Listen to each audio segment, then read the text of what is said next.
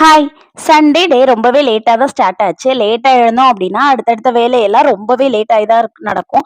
அதே மாதிரி தான் அன்னைக்கு கிச்சனுக்குள்ள வரப்போவே 12:00 போல ஆயிடுச்சு. வந்ததும் ரைஸ வச்சு விட்டுட்டு, அப்படியே ரசமும், சிக்கன் கிரேவியும் பண்ணிக்கலான்னு தான் பிளான்.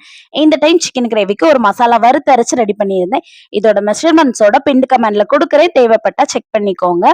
சைட் பை சைட்லயே சிக்கனையுமே மேரினேட் பண்ணி வச்சுட்டு சாப்பிடும்போது ஃப்ரை பண்ணிக்கலான்னு. இப்போ சிக்கன் கிரேவி பண்றது எப்படின்னு பார்க்கலாம். அதுக்கு ஒரு கடாயில கொஞ்சமா ஆயில் சேர்த்துட்டு 1 ஸ்பூன் சோம்பு சேர்த்திருக்கேன். பொரிஞ்சதும் கட் பண்ணி வச்சிருக்க வெங்காயம் சேர்த்து நல்லா வதக்கிக்கோங்க.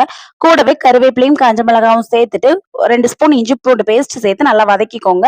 இஞ்சி பூண்டோட பச்சை வாசனை எல்லாம் போனதுக்கு அப்புறமா வாஷ் பண்ணி வச்சிருக்க சிக்கனையும் ஆட் பண்ணி ஆல்ரெடி நம்ம ரெடி பண்ணி வச்சிருக்க பவுடரும் சேர்த்து மிக்ஸ் பண்ணிக்கோங்க. கூடவே 1 ஸ்பூன் மிளகாத்தூள், கொஞ்சமா உப்பு, அப்புறமா 2 ஸ்பூன் தயிர் எல்லாம் சேர்த்து ஒரு 1/4 கப் தண்ணியும் சேர்த்து லிட்ட போட்டு க்ளோஸ் பண்ணி வச்சிருங்க. சிக்கன் நல்லா வெந்து மசாலாலாம் நல்லா திக்கன் ஆகி வந்த அப்புறம் கடைசியா கொஞ்சமா கொத்தமல்லி இலை தூவி இறக்கிட வேண்டியதான். சூடா சிக்கனையுமே ஃப்ரை பண்ணி எடுத்தாச்சு.